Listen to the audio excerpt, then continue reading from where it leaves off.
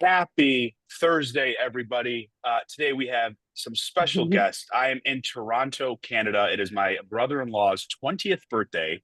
So yes, he can legally drink over here on this side of the country. A little bit different. So we are excited, but I'm in Toronto, ready to go. For those that don't know, I'm actually a dual citizen. I am of Canadian citizenship as well. So I've spent a lot of time here in this awesome, incredible city. They do mortgages much differently over here. I can tell you that. But bringing mortgages back to the United States here for a second, we've been working really hard at AIME, and our message has been really simple, right? Help you close more loans. It's really been that simple, and that's what we've done. We've revamped so many incredible things, making this such a positive place for you to post, get your answers, learn about guidelines, be more effective. And speaking of effectiveness, something about me is a lot of you don't know, I spent 6.5 years in retail. Matter of fact, at a company that you all might know, Rocket Mortgage. And while I was there, I was doing about 40, 50 transactions on a monthly basis. And I'll be honest, yes, the lead flow was coming in, all that, whatever. But you know why I was able to do it? I had a lot of help. I had a really good team behind me. Then I became a broker almost 6 years ago. And what I found on the broker side of things is processing, you actually can have third-party processing. Now, these processors are individuals and humans that have to be licensed, just like you and me. They have to stay up to date. They have to pay all the same things that you and I have to pay when it comes to our licensing. But here's something that I learned. They actually are able to pass that cost on to the consumer. So I learned as you scale and grow your company, you can leverage third-party processing companies to help you along the way to scale as well and offset some of that additional overhead, which in turn is more savings for the client, because now I don't have the additional overhead of having to spend all this money on the other side of things. So AIME put together for the first time a processor committee, third party specifically. We have so many members in our group that are part of third party processing, and a lot of opportunities were missed. Well, not anymore. So today with me, I have two wonderful human beings that I've gotten to know that care deeply about the business and just overall care deeply about people in general. They are the co-chairs of our AIME processing committee. Today, I have Gina and Heather with us. How are the two of you doing, ladies? Great, glad to be here. Thanks. Absolutely amazing. Thank you both for being here. Now, the committees, it consists of more than just the two of you, but obviously you two of the co-chair are on here today. Can you walk us through just the rest of the committee and who's involved? Absolutely. Let's see. We have myself and Heather. We have Tyler Hancock. We have Michelle Hewitt. Both of those are with Hancock Processing. And I'm going to screw up her name. I'm sorry, Edna. How do you pronounce Edna's last name? Montijo. Motifo. I am so sorry I screwed that up. So there's Tyler, there's Edna, there's myself and Michelle and Heather. That is wonderful. So it's growing, y'all, a lot of third-party processing. So look, I'm going to rip the Band-Aid off first and ask the first question that I think a lot of our LOs want to know. How should an LO interview a third-party processor? Yes, y'all, we're going to ask the tough questions from third-party processors themselves. So I want both of you to answer this. Heather, I'll start with you. Just from your experience, can you walk us through, like, as an LO, when I'm talking to a third-party processor, whether it's you or anybody else, what should I really be focusing on? How can I ask the questions? And how can I not set us up for failure? And the reason I say that is because what I found is if you don't have communication up front, there's a huge disconnect in process on what the LO was expecting versus what the processor does. So how do you help make sure that doesn't occur as part of the interview process? Thank you, Jonathan. That is actually one of my hugest platforms. And my interview process with a brand new broker company that comes through my doors or generally we'll get an email, how much do you cost? So the first thing that we do is we do put together a phone call. Well, we get on the phone with them to begin with, because there are so many different layers to what a processor can do for you. They can take your loan from the very beginning, help you place it with a lender, disclose, do all the paperwork, work with your borrower, move that through closing, do the compliance with you as well. So there's many different things that a processor can do. And on top of that, There are so many different personalities in this business. There's so many different levels of what we're doing. Are you doing a QM loan? Are you doing an FHA loan? Are you doing a VA loan? Every processor, no matter how long they've been in the business, has specific things that they are really, really good at. Some are beautiful at doing a VA. Some can knock out that bank statement loan for you or a QM loan for you. That's one of the benefits of working with a contract processing company, because we don't see 5 loans a month. We see hundreds. So we know, hey, maybe this lender is going to be better for a bank statement loan. Maybe this lender is going to be better for a non-QM. But that initial interview process, let me get back to that. The initial interview process is, what is your style as a loan officer? What is it that you do? And what do you expect your processor to do? So these initial calls, some of my initial calls are an hour long. I've had 1.5 hour long conversations. And then we've jumped on Zoom calls with entire groups and entire companies so that we can have a mass chat and really get to the bottom of what it is that you need from a processor. And then when communication breaks down, because we're human, we're people, processors are normally control freaks. Always, we are control freaks. And many of our loan officers are the same way, right? So communication is key. When that breaks down, if you've had a 2-hour conversation with us up front, we generally have figured out each other's communication styles. And if we haven't, we at least know each other well enough in that initial conversation that we can open that door again and start talking and start communicating again. So then it just doesn't break down completely. So I think that's the first thing. We need a big conversation. If you're interested in only how much do you cost, it's not necessarily going to be the only conversation that you need to have, because I may be more expensive than another processor, but what am I going to do? What's my value to you? Are you going to be able to leave your desk and go get more loans? That's exactly what our goal is for you, to leave that in our hands and go get more loans. Okay, so that's my short answer. I love that. And Gina, I'm just curious your take. So LOs, I know you're on here. So I'm still originating, as you all know. I did a little over 60 units last year. My goal was 100. I fell short of that goal. I can make all the excuses. I was busy. I was this, but they're just going to be excuses, and that's just not my style.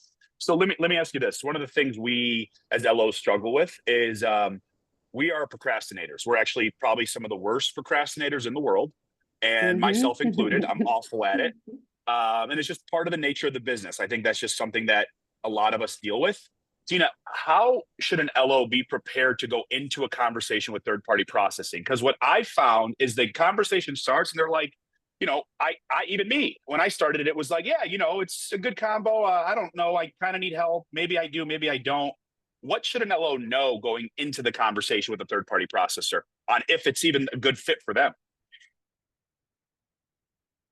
I make it very, very simple when I am speaking to someone the very first time or even the second time on a follow-up call. I go right into my services because my services are different than a lot of other processors. We all offer different things. And like, Heather said, we all have our own specialty. I just go straight into my phone call with what I do. I'm very straightforward. Don't lie. I let everybody know from the get-go what you're going to expect from me. You're going to get a processor who is efficient, communicative, organized, and then I tell them what I don't do. I don't personally do income, but that's just my personal standard. I just don't want to get involved in that. But I tell them my do's and my don'ts. And then I also explain to them that, you know what? Interviewing a processor is like dating. You have to kiss a couple frogs before you find your princess. Okay? There are so many different personalities out there. If you don't work well with one, don't just go ahead and say, oh, well, third party didn't work for me. No, it's just like when you're hiring somebody to work in your office, you're going to have personality clashes.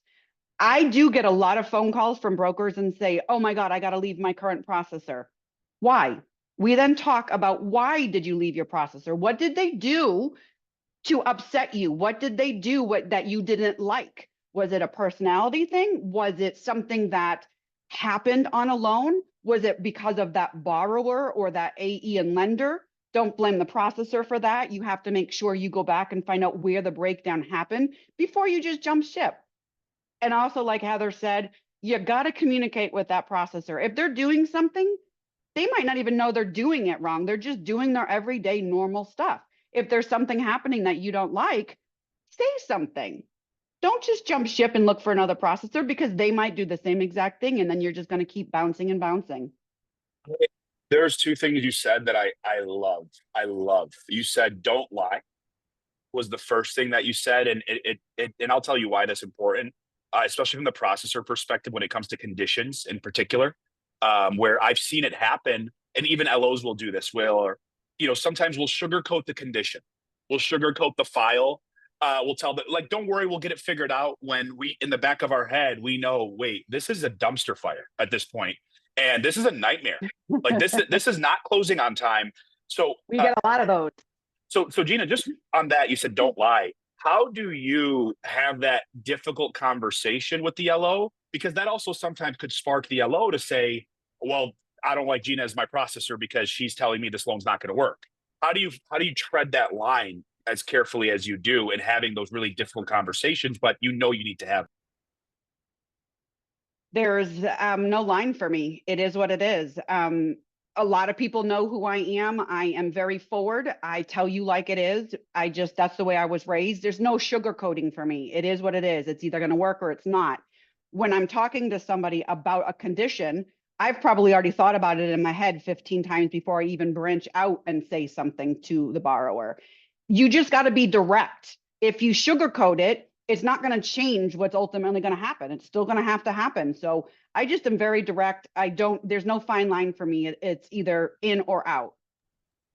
And Heather, please add more. Yeah, I'd like to touch on that too. So as a processing group, we have 14 processors in my company, and most of us have 20 plus years of experience. We don't just go back to the loan officer and say, hey, this one just fell the hell apart. What are we going to do? We put our heads together. I'm contacting, hey, so-and-so, what do you think? Has anybody had this conversation? Has anybody had this happen to them? What do we think? So we try to be solution oriented, where we're like, hey, this is not going to work, but let's try this. Let's look at this scenario. Hey, I know this lender will take it. Yeah, we might be a week late for closing, but let's all hands on deck. Like, let's get this solved. Absolutely. And move it, or do whatever we need to do to save this for our borrower. So that's something else that a third. Thank you, Heather. Yes, definitely. Yeah, offers. And not only, so even not just small companies like mine and Gina's, but we have an entire network that we reach out to, all of us. And we have Facebook pages that are just for processors, contract processors. So we're like, hey guys, help us out. We've got this new scenario. We haven't ever heard of this. Yep. What do we do? So we don't just say, okay, hello, you screwed up, let's figure it out. You know, we are solution oriented. We go and try to figure out every single way to get that loan done and solved before I even go back to my loan officer. And that's because obviously you get paid on commission when the deal closes, just like we do. So our goal is aligned, I feel like. So let me ask you this from just Jonathan, I want to add one thing, if you don't mind. Please. When I was talking about the fine line, I wasn't specifically talking about loans. I was talking about communication with the loan officer. So very, very different of an answer. Yeah, that's what I was specifically speaking on. And that's exactly where I was with your question, and Heather's taken it, you know, that path too. So let me ask you this though. Collectively, just in mortgages, processing in general, Heather, how long have you been in the space? 24 years. Gina, for you? How long for you? Girl can't date herself. Hey, we're both aging great. Don't worry about it. So collectively, going on 25 years from loan officer to broker to underwriter. I mean, yeah. So this is extensive knowledge between the two of you. And here's my question to you: from your experiences combined, would you prefer a loan officer that doesn't communicate with you about their issues they're having with you or your team? Or do you prefer a loan officer that's calling you and telling you, hey, here's what's going on, I need your help to fix this? Like, just real talk. What's the best way for a loan officer to have that conversation with you? Because I think part of it is just, it's the new environment we're in, and it's not a bad thing, y'all. I'm not knocking the environment or how we grew up. A lot of us, myself included, I grew up now in a very texting environment and not so much of the conversations. And that's just part of how I grew up. And I think generations even now coming after me, they're going to deal with that even more and more. So what do you prefer, and how should an LO go about having that conversation? And in Gina, my initial interview, I say after we get done and once I have that signed contract and we're moving forward, I literally say to them, I am set in my ways. I have a way that I've been doing this that I find works. If there is something that you don't like or you think we could do better as a team, let me know right away. Email me, call me, text me. I don't care. Just say, hey, what do you think about tweaking this process just that little bit? Because you know what? Just because I do it my way doesn't mean there's not a better way out there. I always am wanting to be better. I want to have better customer service. I want the files to go through smoother. And I want your client to be happy with you. You're my client, but ultimately the borrower is who needs to benefit the most. I love that. And Gina, I have a question actually coming back to you, but Heather, I'm going to go to you on this next question. And Gina, you have another one from Sally. So Carrie said, those are the loans you're thinking about in the shower in the middle of the night. Yes, you are right. Those dumpster fires, Carrie, that is absolutely spot on. I call it loan anxiety. Those are the ones that make processors and loan officers drink Jack Daniel's neat and just go right to bed. You know, those are the scary ones. Next question, Heather, talking more about the breakups. Some LOs don't take that rejection lightly. How do you then come back full circle and still put yourself in a potential position to where, you know, because they might be bashing you in some instances. And LOs, look, we are not, when we go dark, we go dark. Okay, me too. All right, I promise I've been there and I've had to work on it. But how do you come back full circle? Because I feel like in many instances, processors actually have to put their pride to the side to come to the table to have the conversation. So see, I know some stuff. You see, y'all? See, I know a couple. Yeah. So walk me through that, Heather, if you don't mind. And then Gina, we have one for you coming in from Sally that I think is right up your alley. Yeah, definitely. And you know, it's like I said, it's a relationship. It's a relationship that we build. So when it does break down and we do have some fallout, I think I honestly, a very frank conversation normally can help. But I do believe in kindness as well. So I do believe that we're still just people doing the absolute best that we can on both ends.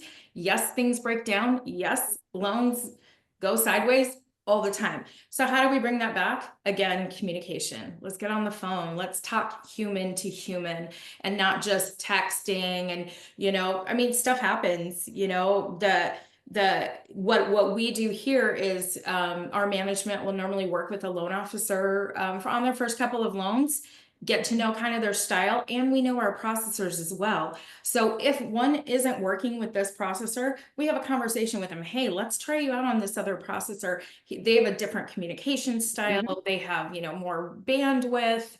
What is it that would make you feel more comfortable about the process moving through? So then at that point, it's time to court another processor, date another processor, right? But as long as we have that open communication, then we can do that. You know, it's when we shut down and not communicate that we have the issues.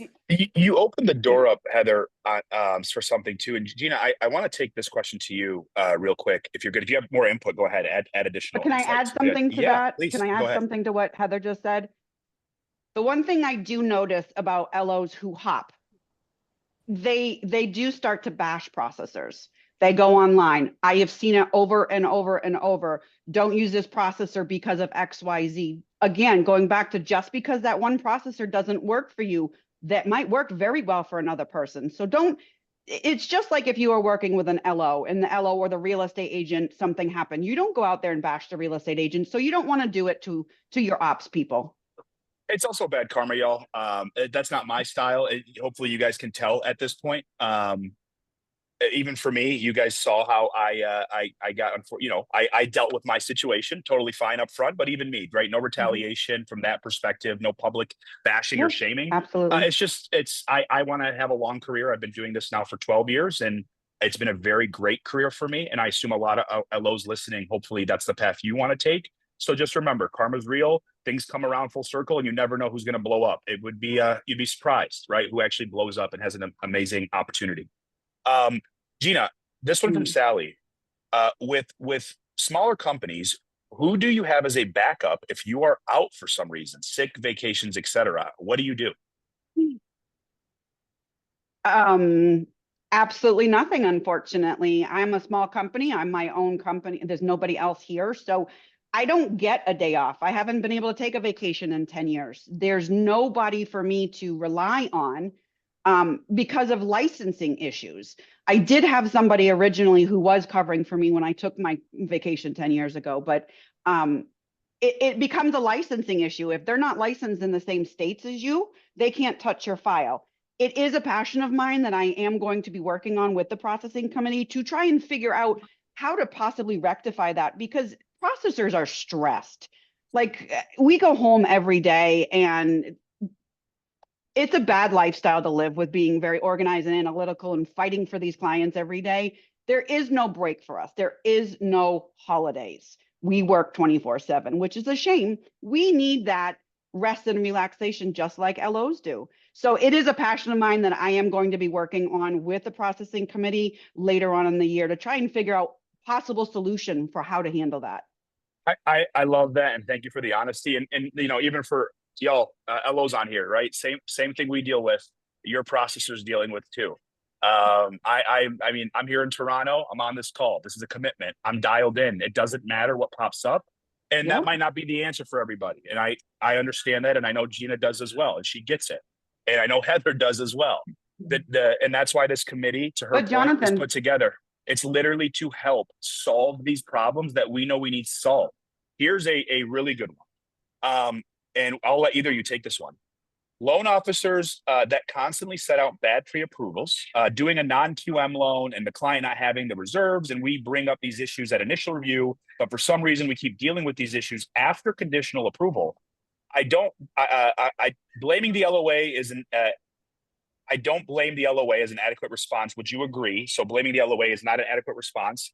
And then reject the file. Would you do that? And then how do you guys handle when a processor rejects a file at initial? So can you walk us through that? One, not passing blame, rejecting files. How do you guys handle it up front? What do you do? I don't reject files, so I'm going to pass that one on to Heather. Okay, I take every file that comes across my desk and work on it. So Heather. Yeah, we're the same way. I can't even remember the last file that we've rejected. It's not really a thing that processors do, especially contract processors, because we're here to just be solution oriented. What we will do is say, hey guys, this isn't qualified very well. Let's put our brains together to see if maybe there's another lender that can take it or whatever before we get to the last day and know that we're going to have to extend escrow. So we do, we start, shining the light on it really early, as quickly as we can. And then if, once we find out we just had one where they didn't have the reserves and unfortunately we had to get a gift and do all the things that we had to do. But again, and it closed on time, it closed beautifully, but it's just about having those frank conversations up front and just, we don't, like I said, we don't reject files, but we need to put it together properly at the beginning. So and it also depends on if it's a certain loan officer, if it's the same loan officer over and over and over that's submitting these files that are bad, then it needs to be a very blunt conversation and then go to their manager before we go ahead and terminate with that loan officer. It's the same way with loan officers. So that's new for me to hear. I'll be upfront with you, and not for any reason. It's just because I haven't had these kind of interviews, right, with third-party processing before. So I understand the fine line of obviously not qualifying, right? Because you want that to stay on the LO. Like, you qualify, we're going to help you get this to close it, right? As the processor, that's what we want to do. So I'm just curious on that approach of not denying, because like for me in my head, when my LOs bring me a loan and I know it's dead, I'm just like, kill this out right now. Well, John, what if? I'm like, no, I'm sorry. Like, this is dead. There's not, I've just seen this 1,000 times. This is a dead duck is what we call it. And like, this needs to stop. So Is that pretty common across the third party processing side of things, or are there processors that will just say we'll deny this out? We don't see There, many of those at all. Okay, wow, that's We don't awesome. see That's many of those. great because you're trying to keep it alive and you're trying to keep I do. reviving it. Well, no, but that's wonderful Yeah. because you really are going to bat for our people, for our community with situations like that. That was really cool for me to hear because even me, you know, like doing this for, I get like, I'm like, "No, get out of my face," you know. But I love Mhm. that. Miss Bass, how are you? We have a question. Can you address perfection? Hi, Everyone Dion. makes mistakes. A mistake does not mean someone cannot do their job. And y'all have been talking about this, Gina. Some of the things you've said that I love Thank is, you. hey, don't say you don't like third-party processing because one didn't work for you. It's just like us as LOs, y'all. We're not the best fit for every client. If you think you are, come on. You know we're not. Me too. Again, I'm originating. I'm in the trenches. I'm writing loans. I'm not 100% success rate on every client that comes in my door and qualifies. All right. I wish I was, but I'm not. So what can you say about perfection? And I'm actually thinking, I actually like to take this deeper. Um, New loan processors. So when they come in the door, right, and they're learning the game brand new, how can they get over that fear? And then also processors that have been in the space and are accustomed to something, but it's been slightly slower, right, because of the things that have happened in the market. How do they get over that fear of Mhm. perfection? So can you walk us through that? There's no such thing as perfection in any industry, whether it's mortgage or restaurants or anything. There's nobody who is perfect. Get over that. There's nobody who can be perfect. And if you do make a mistake, you need to own up to it. If I make a mistake, I clearly say, it was my mistake and I'm going to do whatever I can to fix it. If I've ordered an appraisal wrong, I'm going to pay for the new appraisal. If something happened, I'm going to call that lender and work as hard as I can to fix that issue. You have to solve the problem, but you have to be honest with yourself and your client and say, I did it. Let me have chance to fix it. Heather, I know you had something you wanted to say. Yeah, definitely. This is a huge one, I think, for all processors because of our type A personalities, and we want to do everything with perfection. So I love that this question was asked because we do look at ourselves as perfectionists, and when it doesn't go perfectly, we do take that on. We do take that personally on every single loan that we touch. And I know Absolutely. pretty much every processor I've worked with is the same.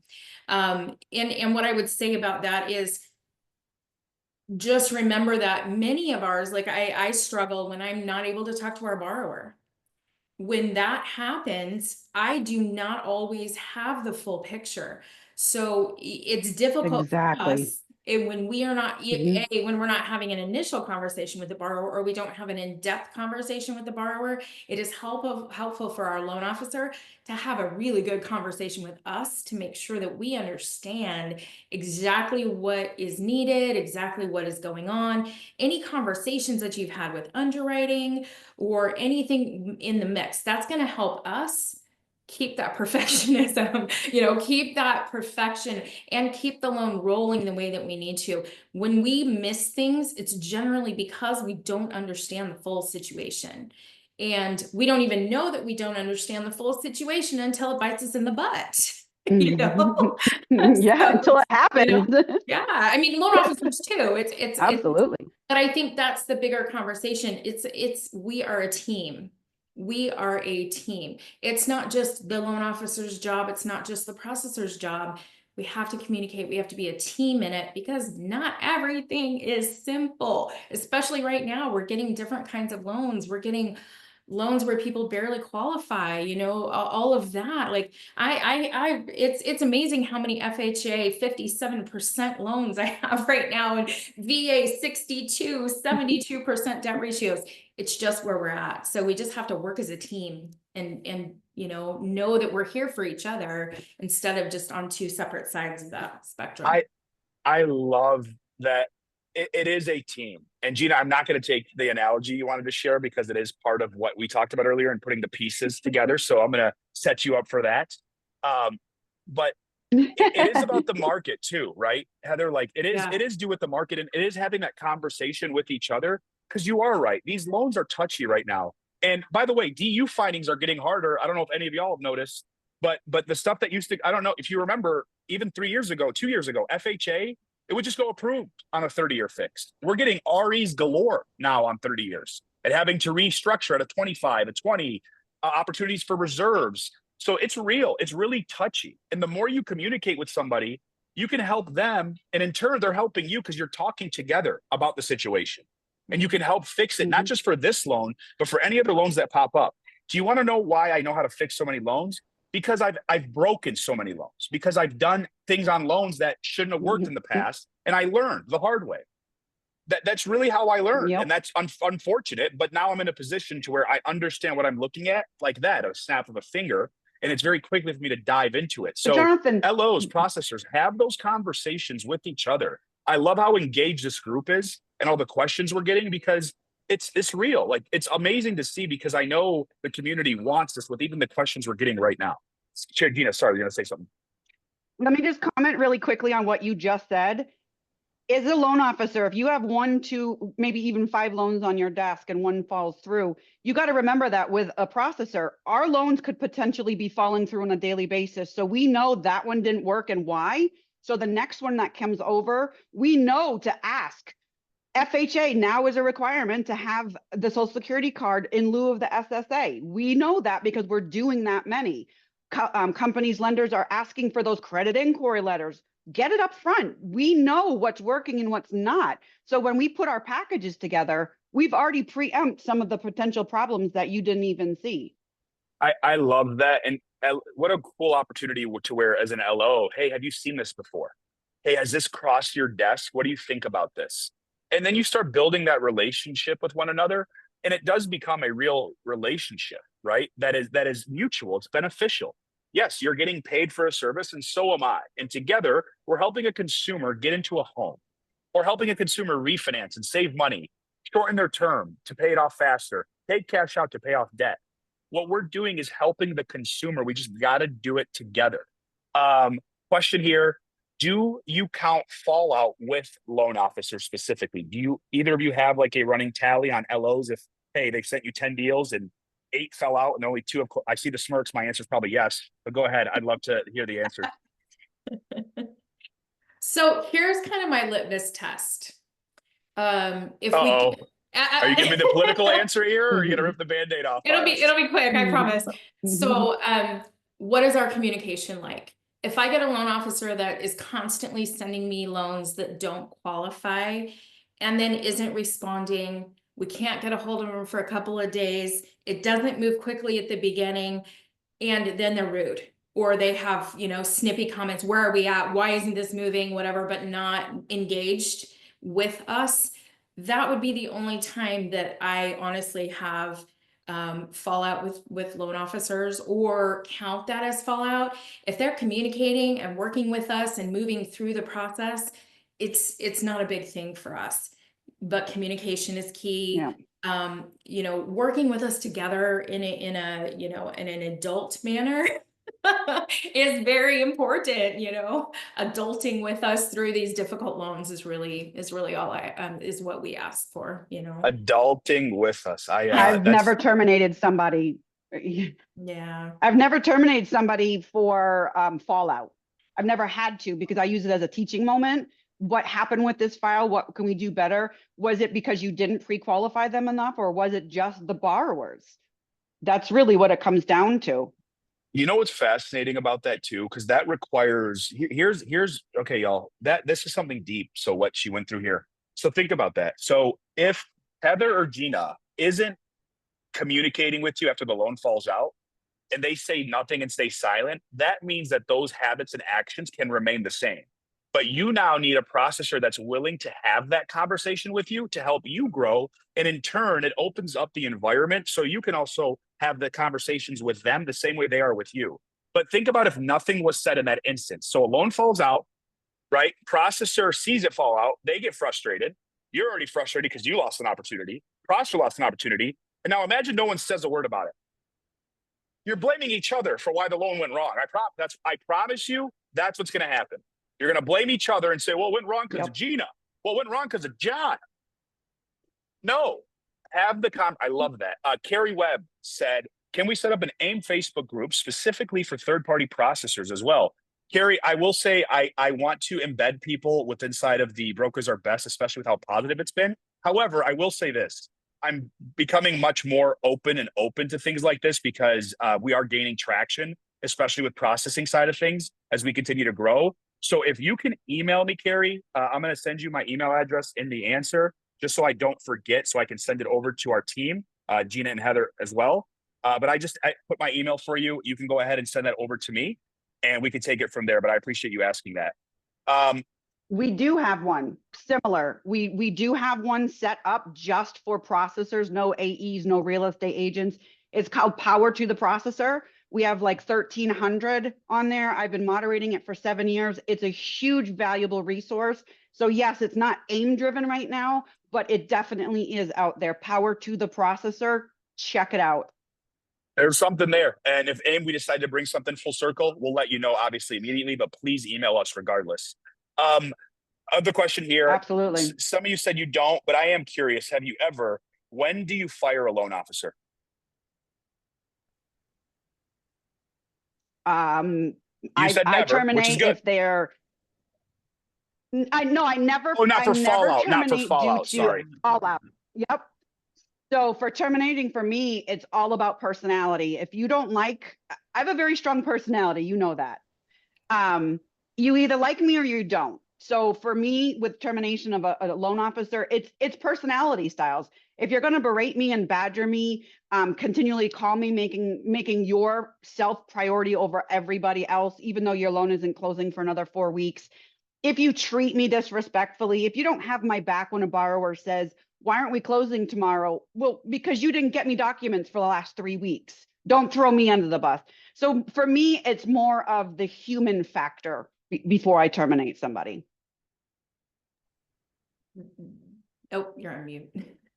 I love that, Gina. That's such a good way to kind of go through that process too. And it's honest. Heather, what about you? That's exactly right. That is exactly where we're at too. Processors, myself and processors in my company, I'm not speaking for every processor, but the ones that I've worked with over the last 20 plus years, we love what we do. We are dedicated. We are passionate. We work our butts off. 4 a.m., if you email me, you're normally going to get a response. Midnight, if you email me, you're normally going to get a response. And that is how most processors are. So show us kindness, especially when things are going not so well. It is not the time to berate or to blame or any of those things. We have to continue working together. So the only loan officers that we have let go at our company are basically the ones that just don't treat us well or don't treat us like human beings, in a good working relationship. Saturdays and Sundays are our day off. Like we should be able to have a day off instead of getting the phone calls and the emails. And we're just like you. We deserve a day off here and there, It's so Tyler said to Hancock guys, he's on the committee as well. But one of the things he does too, for those that were curious with the question, for fallout, we provide a link to the broker owner or manager. The link goes to a portal that shows fallout percentages, what loans fell out and why. So again, there's just so much more stuff out there, additional opportunities, whatever you're looking for, AIME has it at our fingertips because of this committee. The thing I love about it is they all work for different companies, but they're working together to make our process better for you, for our LOs, which I love. Thank you, Tyler, for sharing that. And thank you both for just the insights on that. So go ahead, Gina. Do you know the interesting thing about all of us on the committee is we all are so different. I am a one-person show. Tyler has a large company. Heather is becoming larger. She's a medium. And then Michelle is a full-time processor, but also promotes her company. So we all come from different ways of working right now, which is great because we're all a conglomerate together. Oh, I'm on mute again. So that's part of it, right? It's bringing the pieces together and the brains together from all different aspects so we can put together what we believe is best. There's some really cool stuff on the horizon for our processors out there. I'm going to give a teaser. Gina and the team have worked on this. So zero credit to me, everything to Gina, Heather, and their processing committee on this. But we have something cool for processor memberships that is on the horizon, very, very close to make it even better opportunities for you to grow with inside of AIME to help capture more business. So that has everything to do with this committee and what they've done. I want you to know that I was very outside of the lines when it comes to involvement. It was a really big deal for us to have this because we've never had it before. So thank you too for putting that together. Alex asked, and we're wrapping up here, but Alex asked, what do you do to pick up business? Let's slow time. What are you doing? What groups? Facebook? How are you getting in the trenches to get more LOs into your ecosystem? I'll go. So recently, as business has dropped in the last couple of months, I've been reaching out to my loan officers to ask them how we can help pre-qual some loans, because we have such a large involvement and we've seen so many loans, and we know, I have some loan officers that won't take a bank statement loan, or they won't take a non-QM because they just don't know what to do with it. So I have reached out to many of our LO and broker partners, just said, hey, do you have anything on your desk? Do you have something that you maybe just need a second pair of eyes on? And some and I understand, some have the skill, some don't.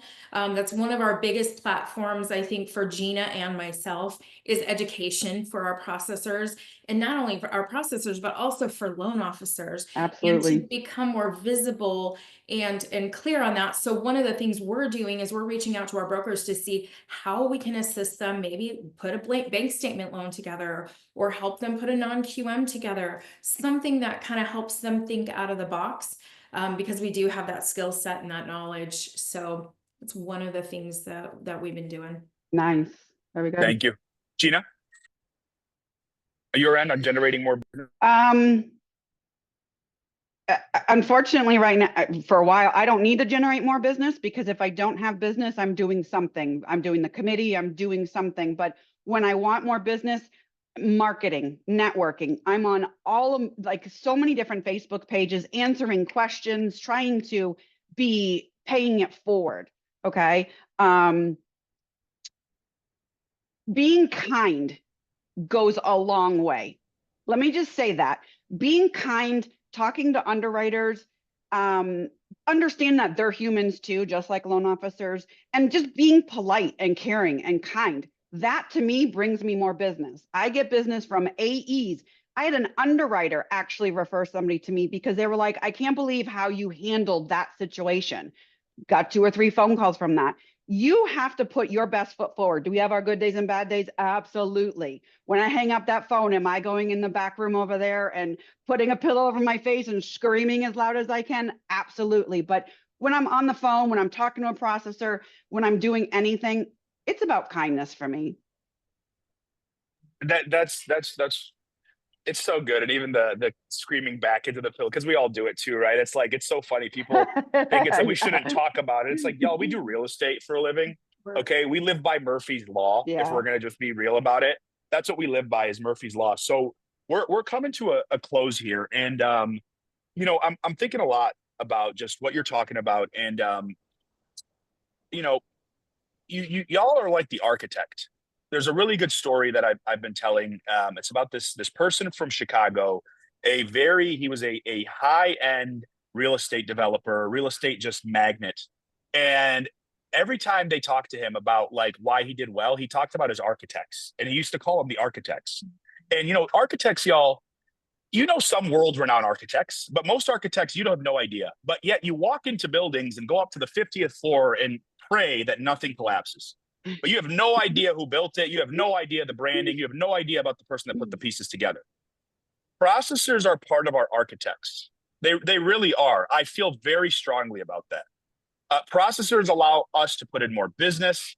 They allow us to get on the trenches. They allow us to be at networking events. They allow us to be in front of consumers.